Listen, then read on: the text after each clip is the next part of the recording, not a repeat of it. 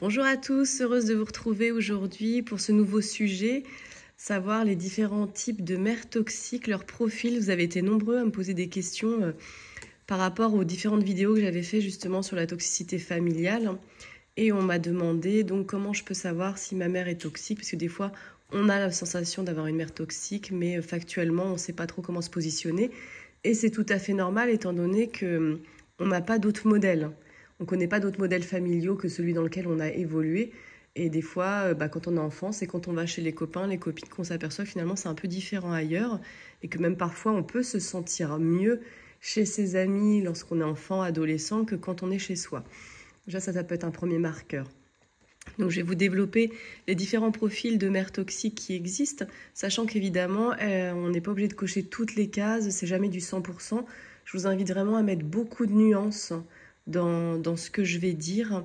Et effectivement, il peut y avoir certains traits de toxicité, mais ce n'est pas pour autant que toute votre mère est toxique. Donc vraiment, apprendre avec parcimonie, avec des pincettes. Et en plus, ce que j'ai envie de dire, c'est que chaque cas est vraiment particulier en fonction de votre histoire familiale, en fonction de votre vécu personnel, en fonction de vos ressentis, etc., etc. Donc vraiment, si vous avez vécu de la toxicité familiale, moi je vous invite vraiment à vous faire accompagner par moi si vous le souhaitez. Vous pouvez me contacter et on peut le faire en rendez-vous présentiel ou en visio. Ou alors, vous pouvez également assister au stage. D'ailleurs, le stage Femmes sensuelles qui était initialement prévu début décembre est reporté au 14, 15 et 16 décembre. D'ailleurs, je vous recommande grandement ce stage. Généralement, je fais des petits comités. J'aime bien que ce soit très intime comme groupe. Et ce stage, il est vraiment fait pour ça. Si jamais vous avez rencontré de la toxicité familiale, il va vous permettre de vous reconnecter à qui vous êtes, à prendre pleinement votre place et à incarner pleinement votre corps. Parce que souvent, quand on a vécu de la toxicité familiale, l'enfant, pour ne pas souffrir, va se mettre en état de dissociation. C'est-à-dire, je vais un peu être à côté de mon corps pour éviter de ressentir la douleur et la souffrance de ce que je peux subir au quotidien, que ce soit les maltraitances physiques ou psychologiques. Et là, dans ce genre de cas, évidemment, il va être intéressant de travailler sur soi pour pouvoir retrouver pleinement sa place et être pleinement relié à soi-même et pas juste à vivre à moitié.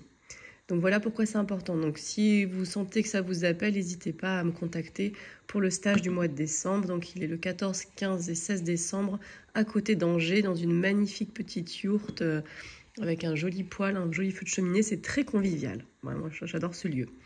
Voilà.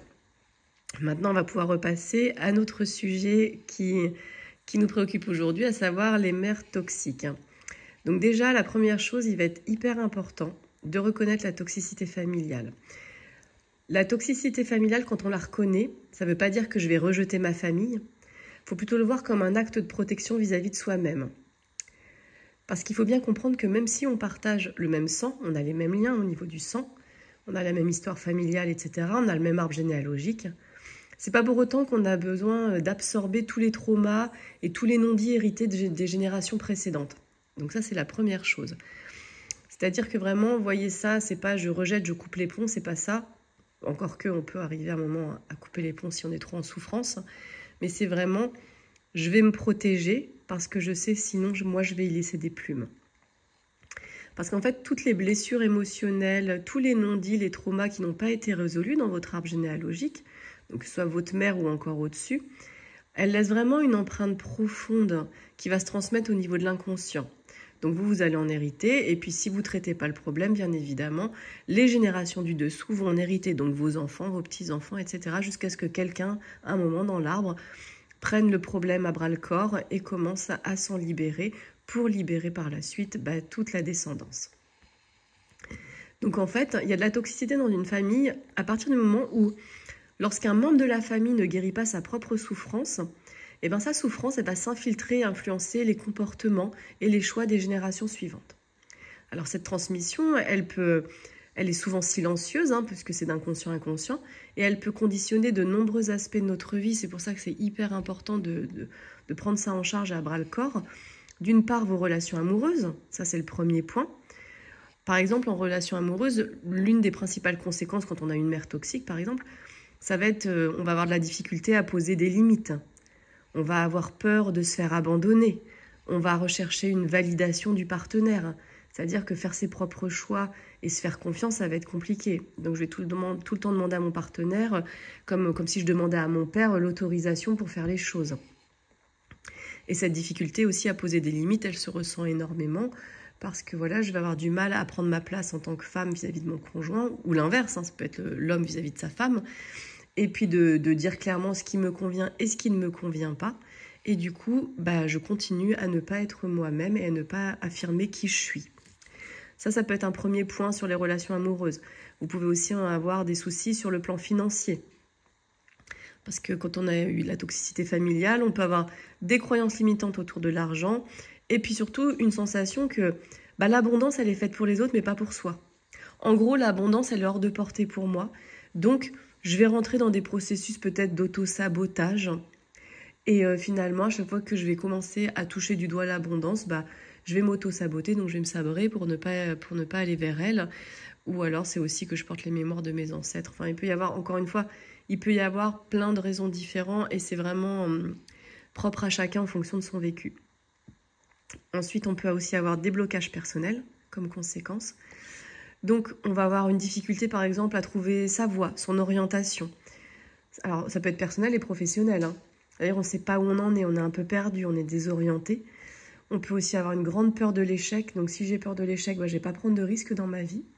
L'idée, c'est pas de faire n'importe quoi, c'est de prendre des risques qui sont réfléchis et bien quantifiés. Mais j'ai tellement peur de l'échec souvent quand j'ai eu de la toxicité familiale que je prends pas de risques et je vais rester en fait dans une espèce de petite prison qu'on peut appeler la zone de confort, mais de laquelle je vais pas oser sortir pour aller voir ce qui se passe ailleurs. Et de fait, donc je vais avoir autant peur de l'échec, mais je peux aussi avoir grandement peur de la réussite. Et pour peu que, par exemple, tu as des parents qui aient bien réussi dans leur vie, tu peux tout à fait être conditionné à ne pas réussir mieux qu'eux. Pourquoi ? Parce que quand il y a de la toxicité familiale, tes parents, ou alors peut-être ton père ou ta mère, mais des fois ça peut être les deux, peuvent avoir une tendance à être jaloux de leurs enfants une fois adultes quand ils commencent à réussir, à connaître du succès.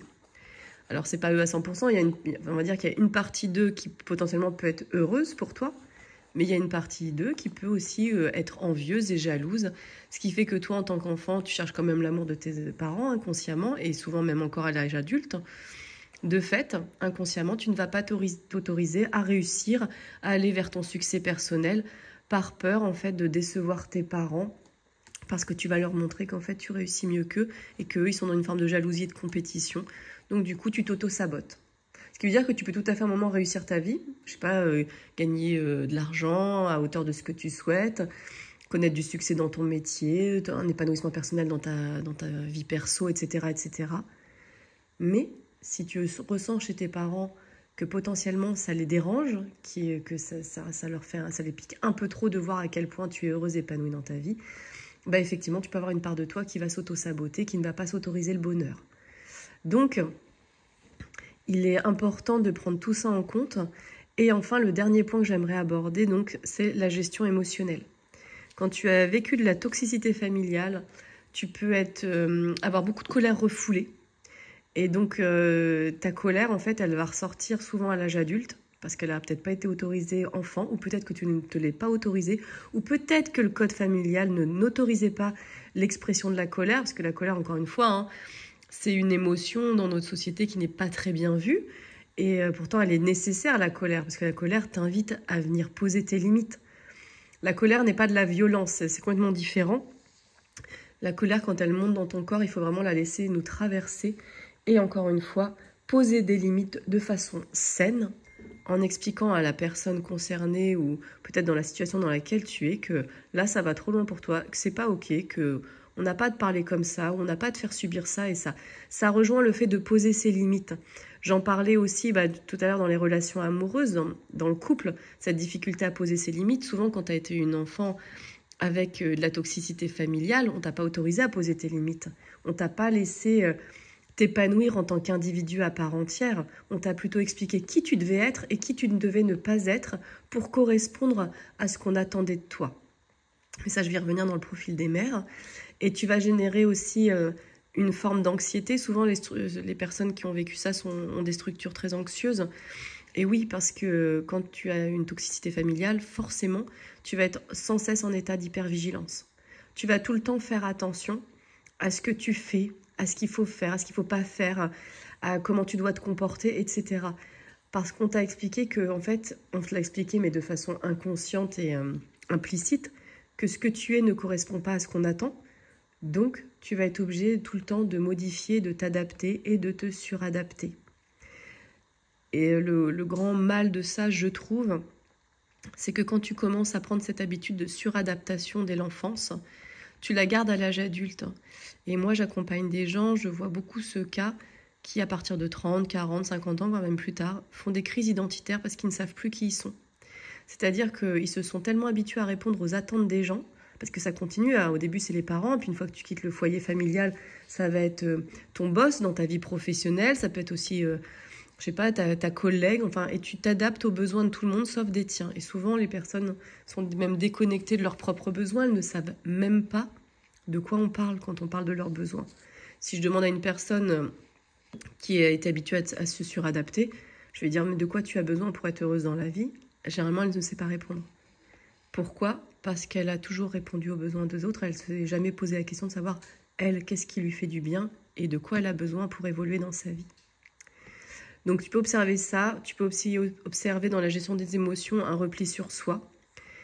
Et malheureusement, à l'âge adulte, s'il n'y a pas eu de travail sur soi, de fait, tu vas avoir tendance à reproduire les schémas de violence ou de manipulation ou de toxicité que toi-même tu as vécu. Ça, c'est vraiment dans le cadre où tu ne t'es pas posé de questions et que tu n'as pas travaillé sur toi. Mais tu peux aussi travailler sur toi et justement, c'est tout l'avantage du travail sur soi, c'est que tu vois ces schémas arriver dans ta vie. Tu te dis, mince, là, on dirait ma mère, ou tiens, on dirait mon père. Là, je sens que j'ai une pulsion de violence ou, je sais pas, une envie de manipuler la personne en face, etc., etc. Du coup, c'est là où ça devient intéressant, c'est mettre de la conscience sur tes comportements pour ne pas faire subir à tes enfants ce que toi-même tu as subi. Et évidemment, pourquoi est-ce que cela c'est essentiel? Parce qu'en fait, quand tu prends conscience de toutes ces influences familiales, tu vas pouvoir briser le cycle. Et surtout, comme je te le disais à l'instant, tu vas pouvoir te libérer des poids qui ne t'appartiennent pas directement. Donc là, en fait, tu t'autorises de créer un espace de guérison pour toi-même et pour les générations futures.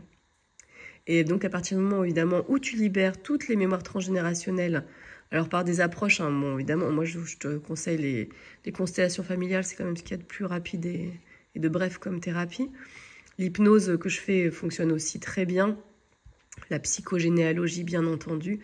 Donc moi, j'accompagne les gens avec toutes ces approches. Donc si tu en ressens le besoin, n'hésite pas à me contacter. Et en fait, une fois que tu as brisé ces schémas de souffrance, en fait, ça te permet de les transformer. Et cette fois-ci, de trouver la paix à l'intérieur de toi, un espace de liberté, où tu peux commencer finalement à aménager ton espace intérieur à ta façon, comme tu l'entends en fonction de ce qui te fait du bien. Et plus en fonction de ce que les autres te demandent d'être. Et c'est en ça, encore une fois, que le stage Femme Sensuelle, il est hyper intéressant parce que quand tu te reconnectes à qui tu es profondément, que tu prends ta place, que tu oses te faire confiance, bah là, en fait, tu vas trouver ta voie. Et là, tu vas pouvoir commencer à t'épanouir, à te sentir bien avec toi-même.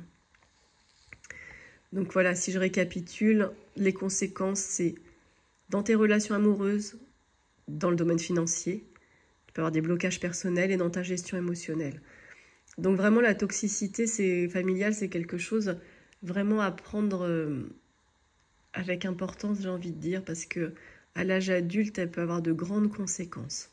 Et on va entrer dans le vif du sujet des mères toxiques. Donc déjà, on va partir du postulat de base qu'aucune mère n'est parfaite. Le tout, c'est d'être une suffisamment bonne mère pour son enfant. Il y a à peu près 20% de la population adulte qui a grandi auprès d'une mère toxique. Alors déjà, on va définir ce que c'est qu'une relation toxique pour démarrer. La relation toxique, c'est vraiment un lien interpersonnel qui est dysfonctionnel. En gros, une mère toxique, elle va faire du mal aux personnes de sa famille avec qui elle entre en lien. Et ce qui est compliqué, c'est que cette relation toxique, elle n'est pas forcément détectable immédiatement. Ça va être vraiment l'accumulation et la répétition de certains comportements qui vont la mettre en lumière. Là, je parle de la mère, mais ça peut être valable pour n'importe quelle personne de votre entourage.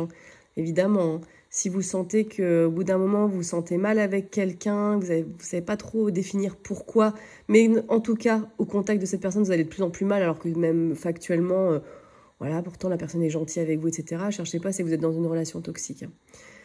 Donc ça, c'est une première chose.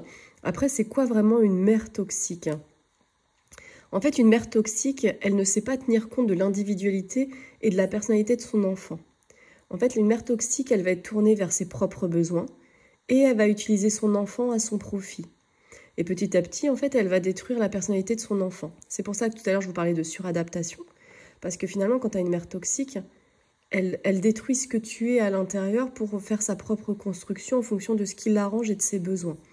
Et c'est en ça que c'est intéressant, justement, d'aller creuser comment me libérer de tout ça pour trouver qui je suis réellement.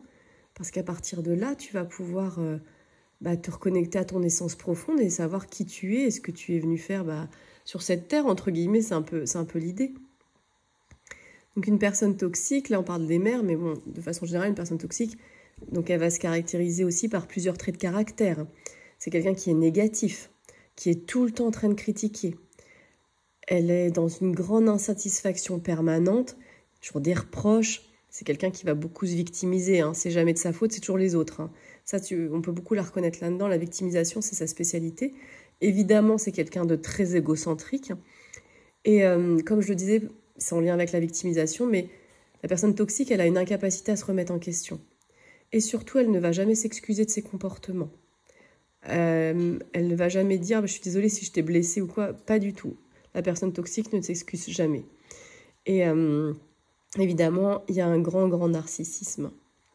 Donc cette personne, elle va être autocentrée, elle va être jalouse et envieuse. Souvent, elle est fière, voire arrogante. Et elle est persuadée d'avoir toujours raison. Donc, comme je disais, elle n'est jamais coupable de rien. Et elle est convaincue de son bon droit. Donc les autres autour d'elle, ils doivent se plier en fait à sa conception du monde. Parce que donc elle regarde le monde à travers sa paire de lunettes, comme on le fait tous. Et ça, c'est normal, on a tous notre prisme personnel. Mais en fait, son prisme à elle, il va prévaloir sur tous les autres. C'est-à-dire qu'il n'y aura pas de respect du prisme de chacun. C'est sa conception du monde qui est la plus importante et l'ordre hiérarchique qu'elle aura exprimé. Excusez-moi, j'ai ma chienne qui vient de bâiller à côté, je ne sais pas si vous l'avez entendu. Et donc, en haut de la pyramide, donc, il y aura elle, qui va effectivement établir le bon ordre des choses dans lequel elle veut que ça se passe. Généralement, c'est une personne qui est dépourvue d'empathie. Donc, elle n'a pas d'empathie, sauf pour se faire valoir. Ou saisir une opportunité de comparer les malheurs de son interlocuteur avec les siens. Donc là, dans ce cadre-là, par contre, elle va avoir de l'empathie. Et elle parvient souvent à donner d'elle une image plutôt bonne de l'extérieur et aussi dans son cercle familial où elle a son emprise. Alors, il faut savoir que les symptômes de la personne toxique, donc là, en l'occurrence, on parle de la mère, ils vont souvent s'accentuer avec l'âge. Alors, au fil d'une vie, évidemment, on est tous amenés plus ou moins à rencontrer des personnes toxiques, hein. Ça, c'est normal. Ce qui doit vous alerter, par contre, si vous vous trouvez tout le temps en relation avec des personnes que vous jugez toxiques, que ce soit au travail ou dans vos relations personnelles, c'est la récurrence qui doit vous alerter, et vous inviter à explorer vos interactions familiales. Parce que bien souvent, tout ce que vous vivez dans le cercle amical, professionnel, etc., ça va faire écho avec votre famille d'origine. Et si ça n'a pas été réglé dans la famille d'origine, vous allez le revivre en permanence en fait dans d'autres domaines de vie. Et bien souvent, les relations professionnelles, je dis ça parce que moi dans les gens que j'accompagne, c'est souvent ce que j'observe, les relations professionnelles reflètent bien les schémas familiaux. Et évidemment, il y a des solutions pour ça, encore une fois, pour démêler tous les nœuds qui se sont mis en place durant l'enfance. Donc là, je parle des relations professionnelles, mais bien évidemment, les relations toxiques les plus douloureuses, elles sont intrafamiliales. C'est vraiment au sein de ta famille d'origine que tu vas les trouver. Pourquoi ? Parce qu'elles sont installées depuis très longtemps, voire depuis toujours, et le plus souvent avec les parents. Et encore plus précisément, c'est quand même fréquemment le cas, c'est là avec la mère. Et pourquoi en fait la mère apparaît le plus souvent que le père comme figure toxique ? Parce que la mère, c'est ta première figure d'attachement. Et on est censé être aimé de sa mère. Alors, une des premières raisons pour laquelle l'enfant est sous emprise de sa mère, c'est que bien souvent, l'enfant se sent responsable en fait du mal-être de sa mère. Dès tout petit, les enfants, de toute façon, ils sont branchés sur l'émotionnel de maman. Et s'ils sentent maman en défaillance ou en souffrance, ou fortement traumatisée, etc. Parce que bien souvent, quand on a des comportements toxiques, c'est que la personne, donc la mère en l'occurrence, a eu une enfance très difficile, douloureuse, voire violente. Ce qui fait que ça a généré plein de traumatismes et que souvent elle est émotionnellement immature. C'est une personne qui va faire des crises existentielles, qui ne sait pas gérer ses émotions, exprimer les choses sainement. Elle fonctionne comme un enfant qui a, on va dire, 4 ans et qui fait ses crises tellement les émotions sont ingérables. Et donc l'enfant, en fait, ce qu'il va faire, c'est ce qu'on appelle un peu l'enfant pansement. Il va prendre en charge le mal-être de sa mère, inconsciemment, pensant qu'il peut l'aider, finalement la soulager de tout le poids de sa souffrance. Et du coup, il va lui rester fidèle en continuant à prendre en charge son mal-être, jusqu'à ce qu'il comprenne par lui-même les mécanismes de l'emprise. Donc ça, généralement, c'est des prises de conscience qui sont plutôt à l'âge adulte.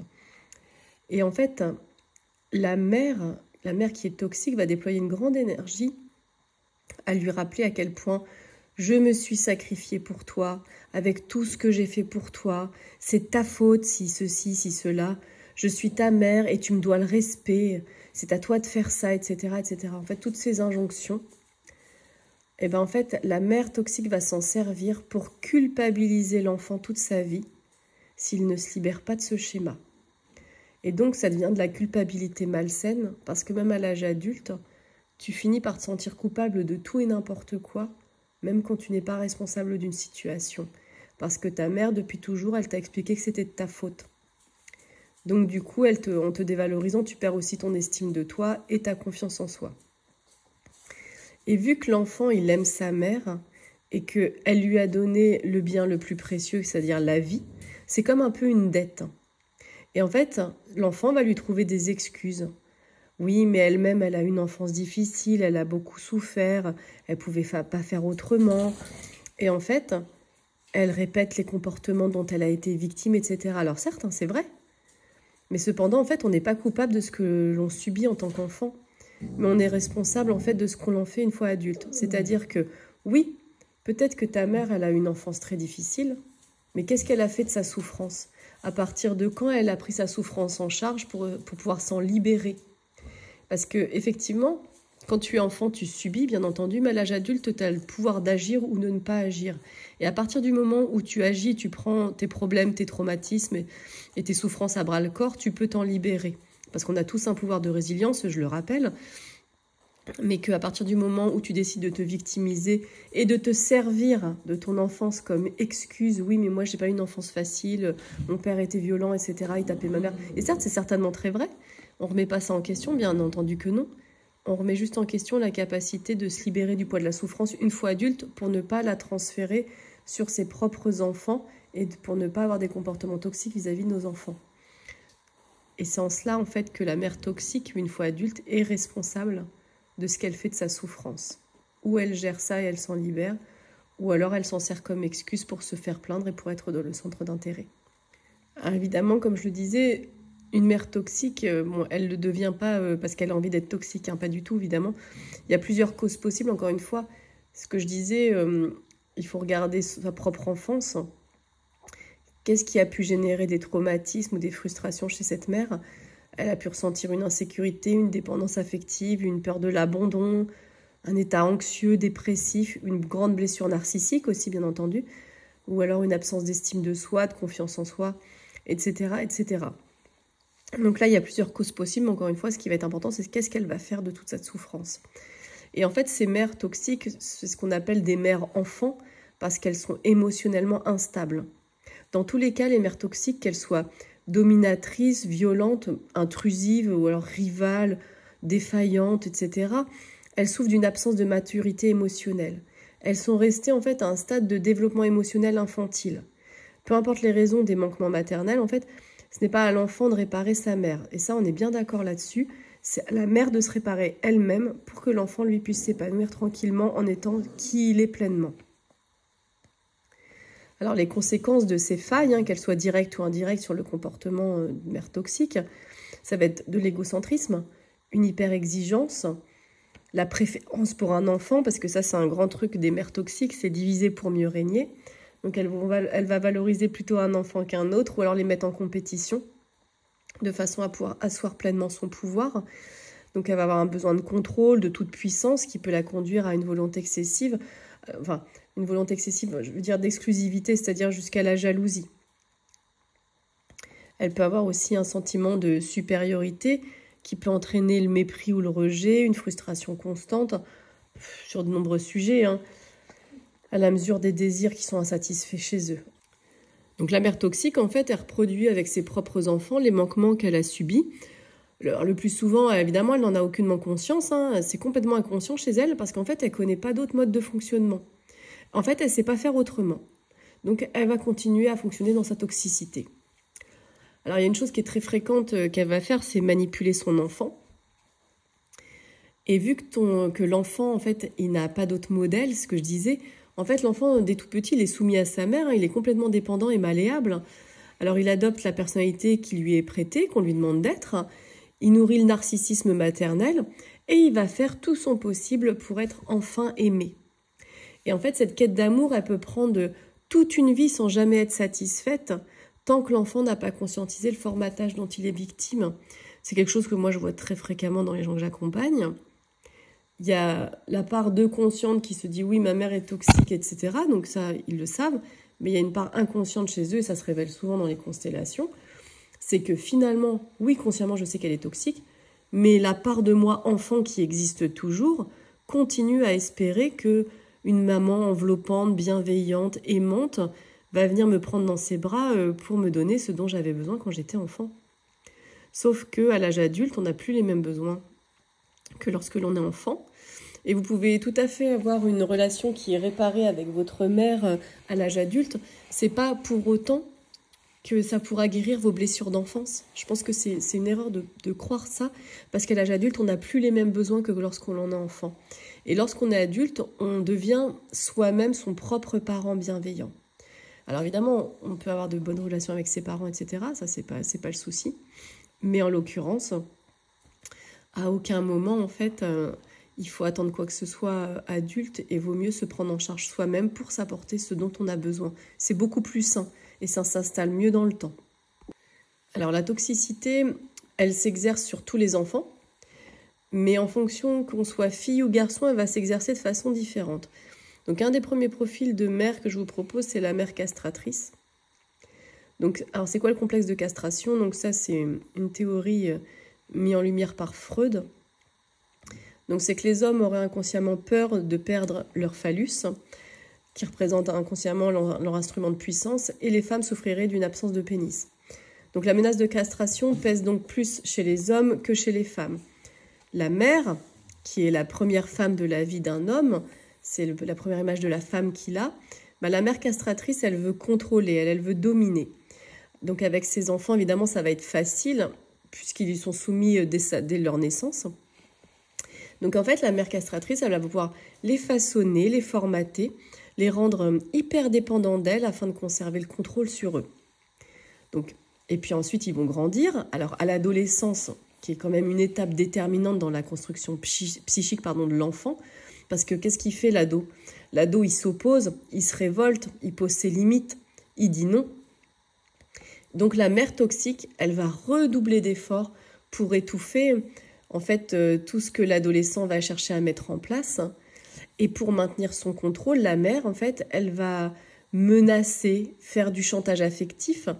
Elle se montre ingérante, elle est sûre de son bon droit, sous la bannière de « c'est pour ton bien ». Et donc, certains spécialistes le confirment, face à un enfant qui se rebelle, normalement, la mère peut comprendre que ce comportement, c'est en réalité une quête pour son affection. Et si la mère n'arrive pas à lire la détresse de son enfant, elle devient de plus en plus dure et de plus en plus toxique. Donc, l'adolescence, c'est quand même une période forte durant laquelle l'enfant peut ressentir un malaise dans sa relation avec sa mère. Et l'adolescent, il peut d'autant plus le ressentir. Ça me rappelle une personne que j'accompagne en ce moment, c'est un ado. Et c'est exactement ça. En fait, il a du mal à rentrer à la maison. Il préfère passer du temps chez la famille de ses copains ou alors s'enfermer dans une relation amoureuse pour créer une parenthèse qui va lui faire du bien. Il préfère en gros ne pas être chez lui.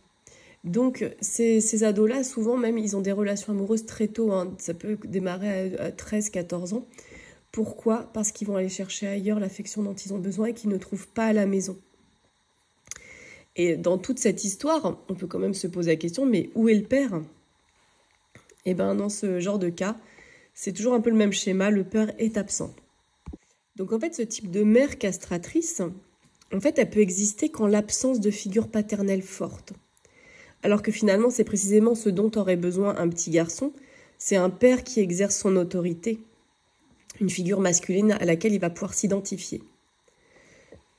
Dans les familles où il y a une mère castratrice, le père, souvent, il est absent, au sens physique ou symbolique, et en fait, il ne prend pas sa place dans la famille. Donc, il n'exerce pas son autorité, et ça va être compliqué, mais de toute façon, que ce soit pour la petite fille ou le petit garçon, de pouvoir se différencier de leurs parents et de pouvoir évoluer en fonction de qui ils sont, et de pas qui on leur demande d'être. D'autant que les mères castratrices, en fait, elles se révèlent également souvent des femmes castratrices, donc elles ne laissent pas leur place à leur mari. Elles occupent toute la place. Et ce que j'observe aussi dans les constellations, c'est que parfois, elles font même couple avec un de leurs enfants. Généralement, celui qui va chercher le plus à soutenir, à libérer la mère de la souffrance. Et du coup, on peut le voir en constellation, donc, que l'enfant occupe la place de la mère occupe la place du père. En fait, le couple est en polarité inversée, c'est-à-dire que la mère est à la place du père, donc elle est à la place de l'homme, et l'enfant est à la place de la mère, donc la figure maternelle. Et en fait, tout ça fait que personne n'est à la bonne place. Du coup, l'amour ne peut pas circuler pleinement, et personne ne peut être heureux, en fait. Parce que cette dynamique inconsciente qui est mise en place dès tout petit, on va la garder à l'âge adulte si on ne la travaille pas. Donc, ça va faire quoi ? Ça va faire que vu qu'inconsciemment je suis toujours en couple avec ma mère, je ne vais pas pouvoir laisser l'espace à quelqu'un qui va arriver dans ma vie pour me mettre en couple avec quelqu'un. Ou alors je vais pouvoir me mettre en couple, mais ça va être des relations très conflictuelles, très compliquées, qui généralement vont toujours aboutir à des ruptures. Donc la mère castratrice, en fait, elle va être dotée d'une toute-puissance, puisque finalement le père est absent, donc elle va avoir une double place, la sienne plus celle du père. Mais c'est pas pour autant qu'il faut tomber dans le poncif, les mères on les accuse et les pères on les excuse. Les pères, par leur absence, sont responsables à 50% de la toxicité des mères. Mais comme évidemment, ils sont moins présents et qu'ils font moins parler d'eux, forcément on a une tendance à charger davantage la mère. Et bien souvent, les pères, ils apparaissent aux yeux de leurs enfants comme des victimes. On les voit comme des victimes de leur mère aussi, et du coup on leur excuse tout, comme quoi ce sont des femmes qui sont abusives, etc., etc. Alors on rappelle quand même qu'un couple, ce sont deux adultes qui se mettent ensemble. Donc le père n'est pas un enfant et libre à lui de prendre sa place d'homme et de poser des limites à sa femme aussi quand on est dans le cadre d'avoir une femme toxique. Et inconsciemment, le garçon, il va tendre à reproduire le modèle qu'il a connu, ce même modèle sentimental évidemment. Donc le garçon, une fois devenu adulte, il a grandi avec cette représentation du couple, de son père et de sa mère, donc il va s'identifier à son père qui était absent et qui était avec une femme toxique. Donc inconsciemment, il va chercher les mêmes profils dans ses figures d'attachement sentimental. Il va rencontrer des femmes contrôlantes, voire même castratrices, et se mettre en couple avec elles. Donc ayant été victime d'une mère toxique, donc il sera désormais victime d'une compagne au même profil. Donc d'une relation toxique avec sa mère, le jeune homme passe une relation amoureuse toxique, et il se met en ménage avec une compagne qui lui adresse des reproches, qui veut le contrôler, et il se laisse commander. Toujours dans le but de plaire, et en fait, il tente de gagner ce précieux amour que sa mère n'a pas su lui donner quand il était enfant. Et pour se prouver qu'il est capable d'autonomie ou pour se venger, le garçon peut devenir infidèle, violent, addict, voire impuissant aussi dans certains cas. Et oui, parce que vu qu'il souffre toujours, il est incapable de s'épanouir et est toujours dans une quête d'amour impossible. Et tant qu'il n'a pas réalisé la cause de son état, en fait, et qu'il n'a pas entamé un travail de réparation, il va continuer à enchaîner les histoires amoureuses sous dépendance. Alors pour les filles, ça va se manifester différemment. Alors pourquoi les mères exercent plus d'emprise sur leurs filles ? En fait, il y a une phase de construction psychologique complexe pour la fille qui s'appelle la différenciation. Alors, parmi les phases de construction psychique de l'enfant, l'imitation, le mimétisme va jouer un grand rôle évidemment, mais aussi la séparation. Et en fait, pour se créer une identité, un moi propre, il faut se différencier. Et évidemment, biologiquement, c'est plus facile pour les petits garçons parce qu'évidemment, la mère n'a pas de pénis, donc ils n'ont pas à l'imiter. Celui que les petits garçons vont chercher à imiter, ça va être leur père, mais dans le cadre d'une mère toxique, le père est absent. Donc finalement, ils vont pas pouvoir s'appuyer sur leur père, mais en plus, souvent, le père est critiqué par la mère. Et c'est pourquoi, dans un premier temps, déjà, ça sera plus facile pour le petit garçon de se frayer une place que par rapport à la petite fille. Pourquoi ? Parce que dans sa construction psychique, la fille, elle devra surmonter une difficulté supplémentaire, c'est se différencier de sa mère. Et de ce côté, la mère, elle va devoir accepter que sa fille, qu'elle voit toujours comme une petite fille, comme sa petite fille, qu'elle grandisse sans lui ressembler. Et c'est là toute la difficulté. C'est vraiment commencer à aimer son enfant en tant qu'adulte et plus en tant que petite fille. Donc il va arriver le moment où la fille va devenir femme. Et ça va être super compliqué pour la mère toxique d'accepter ça. Parce que pour les mères toxiques narcissiques, c'est un défi qui est quasiment impossible à relever. Parce qu'en fait, elles voient leur fille comme un prolongement d'elles-mêmes. En fait, avec la ou leur fille objet, on va dire ça comme ça, en fait, elles veulent accomplir ce qu'elles n'ont pas réussi à faire. Elles veulent vivre par procuration. Donc, elles vont faire peser à leur fille ce qu'elles auraient elles-mêmes souhaité pour leur propre vie. Elles espèrent que leur fille va le faire à leur place, sous leur contrôle, évidemment. Donc, ça va donner des mères qui vont donner leur avis sur tous les aspects de la vie de leur fille et tenter de les manipuler. Et en fait, il y a certaines mères toxiques qui iront même jusqu'à pouvoir ressentir de la rivalité, elles pourront être jalouses de leur propre fille.